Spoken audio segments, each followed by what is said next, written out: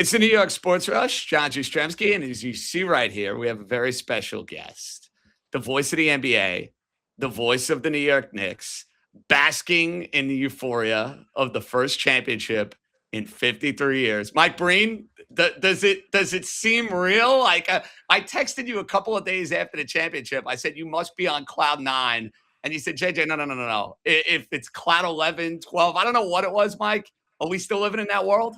It's been a pretty incredible summer from that standpoint, John.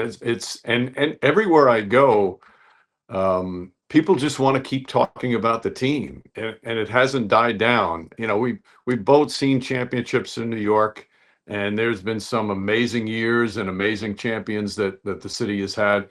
But I don't know if I've ever seen anything like this, and I think it all has to do with the length of time since the last one.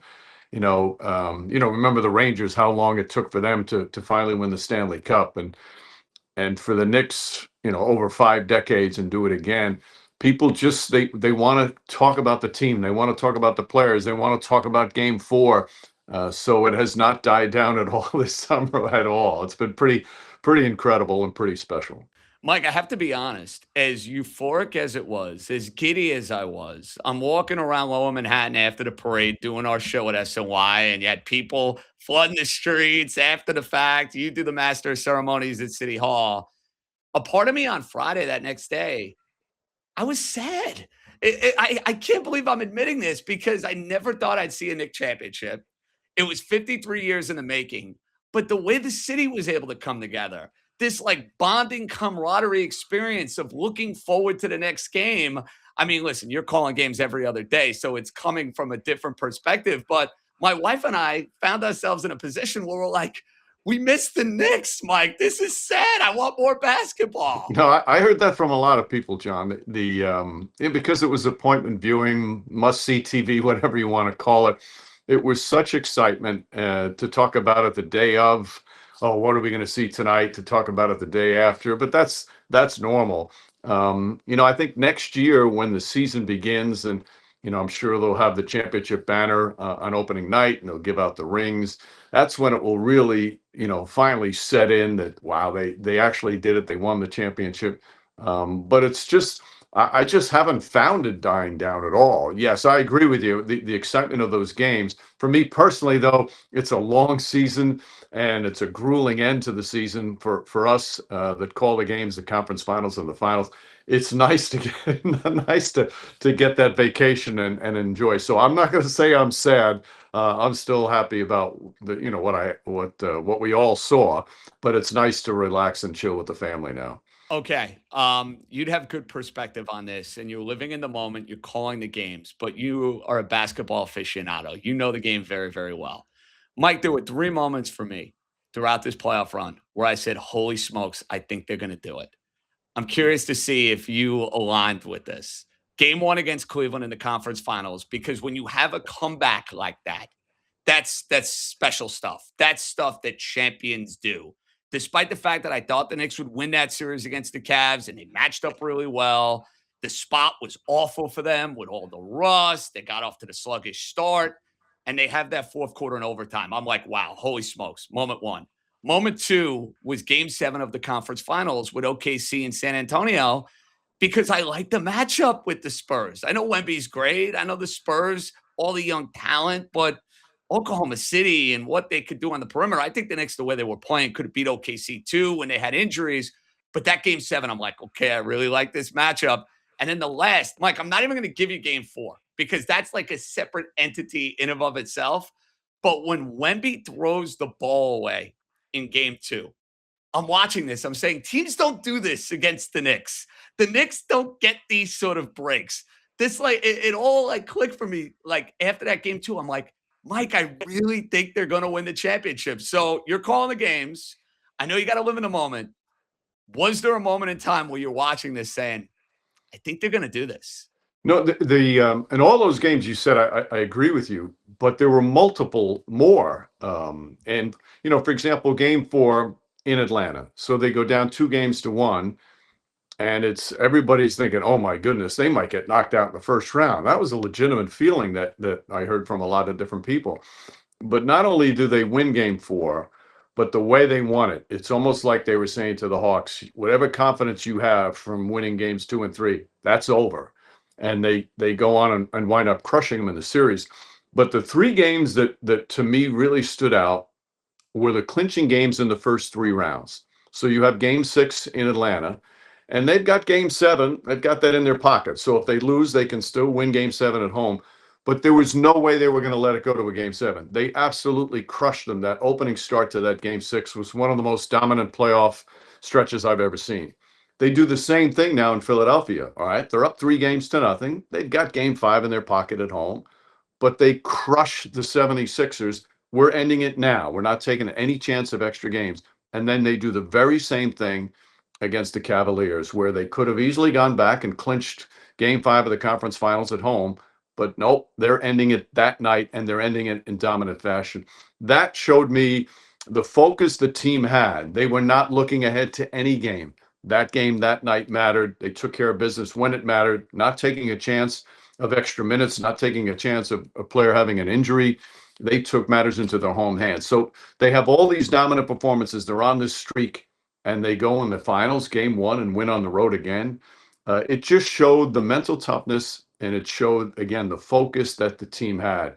And every one of those victories for me said, okay, this team is special. They are different than all the other Knicks teams we've seen that were talented. This team has that mental toughness that you need to win a title.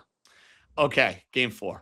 It's so funny, Mike, because obviously game 5 is the moment. It's the Jalen Brunson game, but it's going to go down as one of those like moment, like when you guys on ABC have the montage, which I love. It's so cool. Like the throwbacks of all the finals moments, all the finals games. I now, for the rest of my life, are going to see the OG Anunoby tip and play leading that charge within the montage, which is such a beautiful sight on so many different levels, on so many different fronts. But that game, the Knicks are getting smoked. They lose game 3. They're down whatever it is. And like we're watching the SNY newsroom, Michael. Like, can they just get it to like 14, 15? Can they give themselves a chance going into the fourth quarter? And that game is so storybook. And you're on the mic, you're calling the game. I'll ask you the same question when it comes to, hey, like winning a championship. That game 4 in particular. When is the moment Mike Breen says to himself, I think the Knicks are winning this game? It really wasn't until early in the fourth. They were dominated in such fashion. I think I said on the air, boy, it's so quiet in this building. The building was so quiet because they were getting absolutely crushed.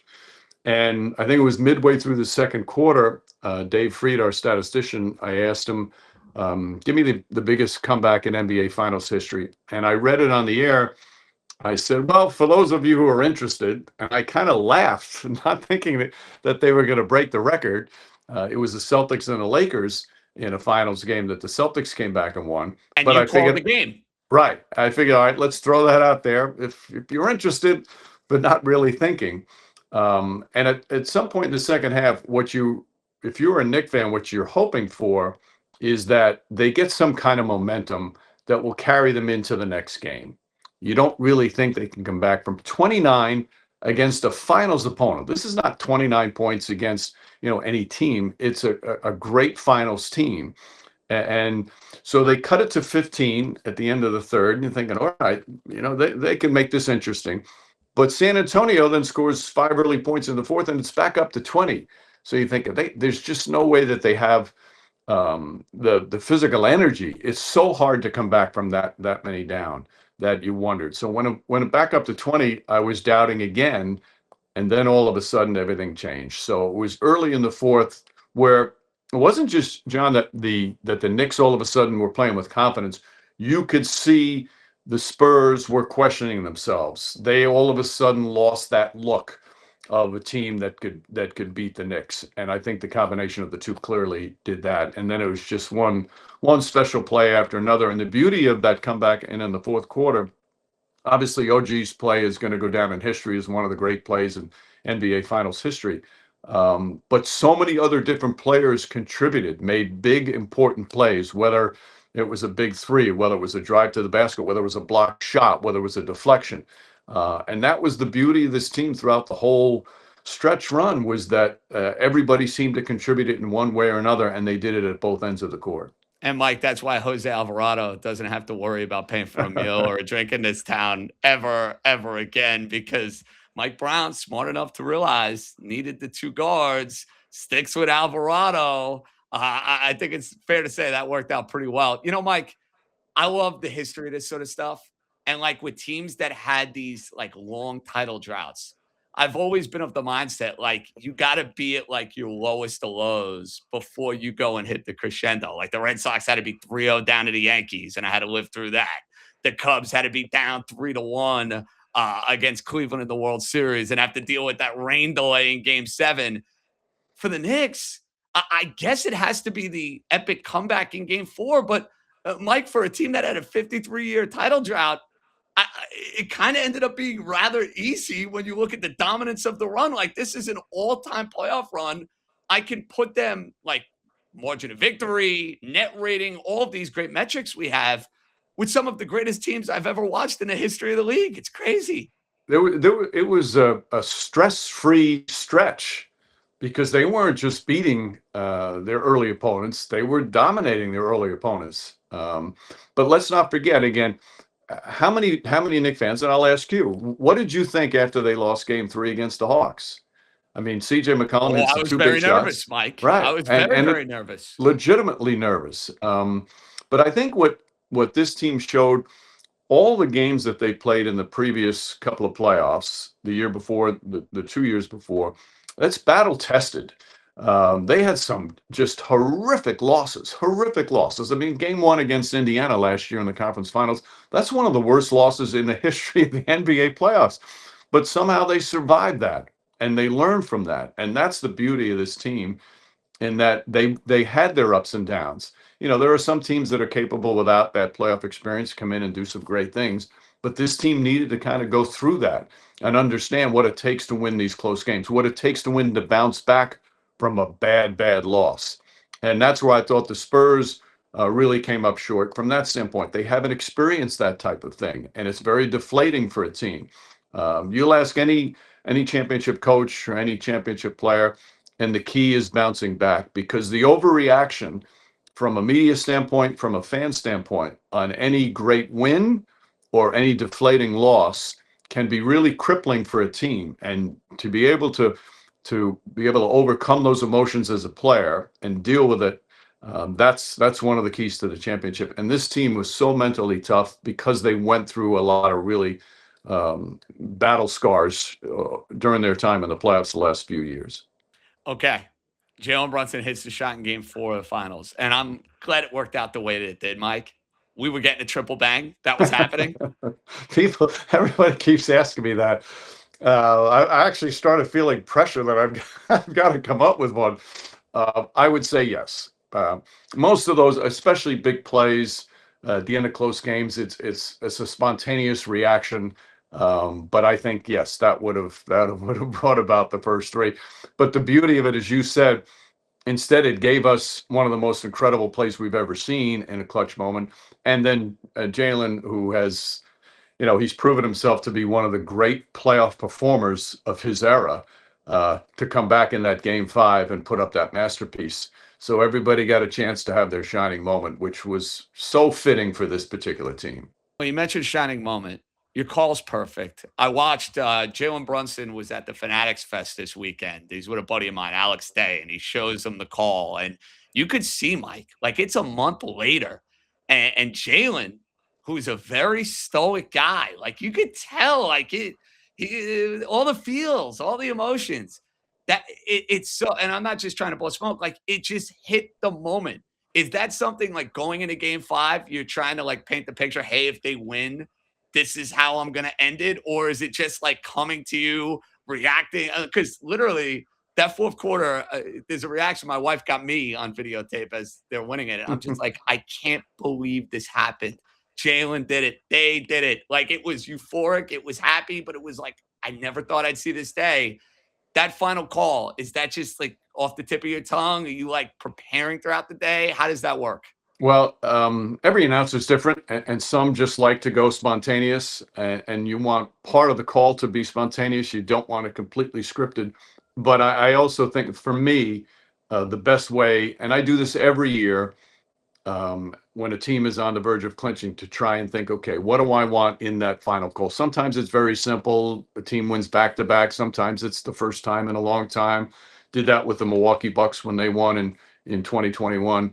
But there were two things that I wanted to get in, and reason is because of what Knick fans have said to me over the last several years. When Jalen Brunson arrived, and all of a sudden we could see, okay, this team has a chance to be a contender, and then okay, this team has a chance to win a championship.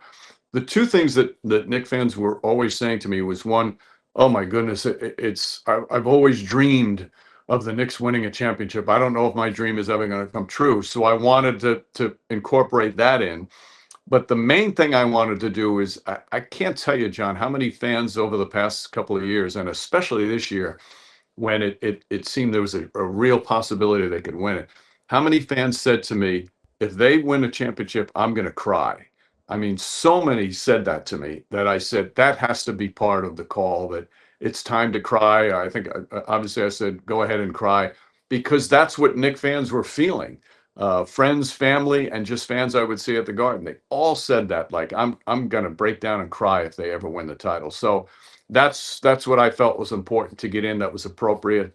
And clearly, and I haven't shied away talking about it. I've been Knick fan since I was a kid, so I have this wonderful bond with Knick fans that I've been honored to be able to call the games for all those years. So I thought, as a tribute to them, that's what I would incorporate in the call. Well, Mike, I can tell you there was some tears shed in this Brooklyn apartment as this championship went down, and there's still been some tears shed in the weeks that have followed. Did the parade, Mike? You were great. The whole scene was, it was everything I imagined and then some. Like my sister tried going at like 6 in the morning. I was like, "Good luck, you're not getting in." She didn't. Like that is this spectacle of this parade. I've been to Yankee parades. It was not like that. It was just next level. And I think it speaks to the drought, number one, two, the way the city unites around the Knicks. Like the Yankees win, Met fans aren't going to celebrate. The Giants win, the Jet fans aren't going to celebrate. Felt like everybody got a part of this action. You're on the floats, you're doing the ceremonies at City Hall. Was it a situation that lived up to what you imagined a Nick parade would be?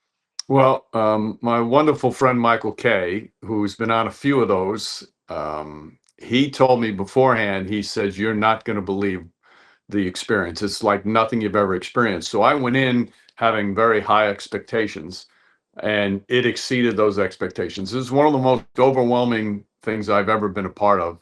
For me, what was wonderful, my wife and two of my kids were able to be on the float or the bus or whatever you call it with me and experience it.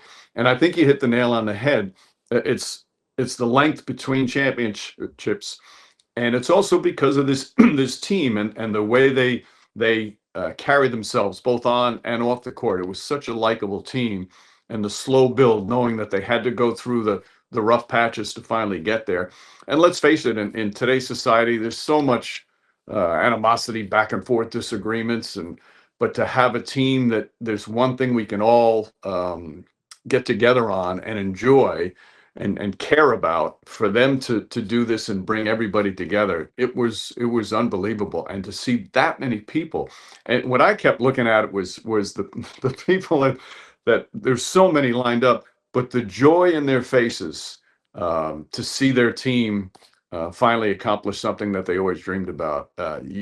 I'll never ever forget that day. As much as I'll never forget Game 4, I'll never forget Game 5. I'll never forget that day as well, because it just showed how New York was united like no other team I've ever seen in my time here. Maybe I'm not objective on that, but I don't think I've ever seen anything like that in terms of one team unifying a city like that. Totally agree. Final one, Mike. This summer's nuts in the Eastern Conference. We still don't know where LeBron's going to be playing basketball. Maybe Cleveland, maybe Miami. Boston's going to have a new look. Toronto might have Kawhi Leonard. We'll have to wait and see. But I feel like there's a sentiment, and maybe it's not here in New York, but I've sensed it nationally, of people saying, "Oh, the Knicks, they can't do this again. There's no way in the world they're going to have everything aligned." And I just know the mentality of Jalen Brunson, the mentality of that team, they're saving the receipts. They're taking mental notes. Like, this is exactly what they should want as far as their quest to go and repeat. And listen, we know how hard it is to do. The cap has changed things dramatically. It's why we haven't seen a repeat champion since Golden State. But anybody who's thinking, hey, the Knicks are going to be just like fat cats now that they won a championship, not the makeup, not the DNA of that team, right?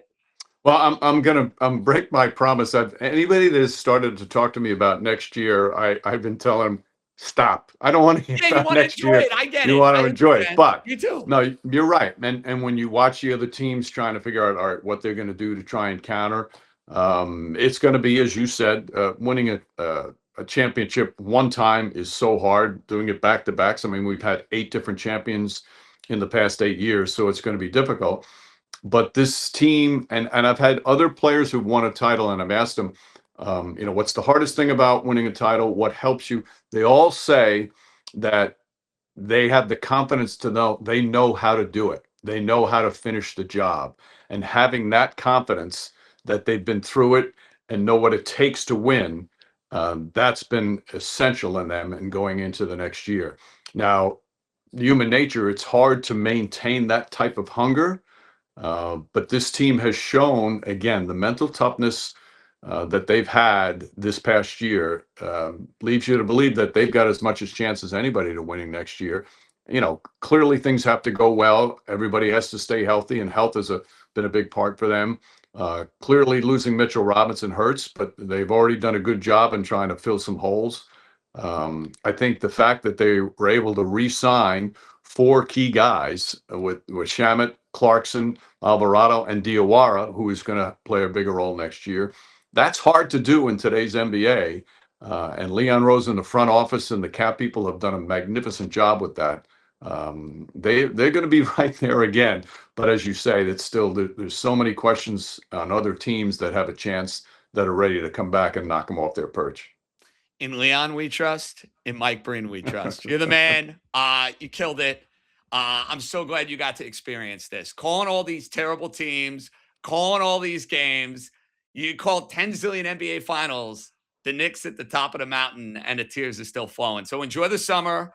Make sure the tan is good. Make sure the golf swing, Mike, is where it needs to be. I expect some low scores from you over the next few months. And we'll see you come October, all right? John, thank you. I'm happy for your joy and for all the Knicks fans' joy, because there's such an unbelievable loyal fan base. They all deserve it. Mike Breen, you're the best. Thanks, buddy.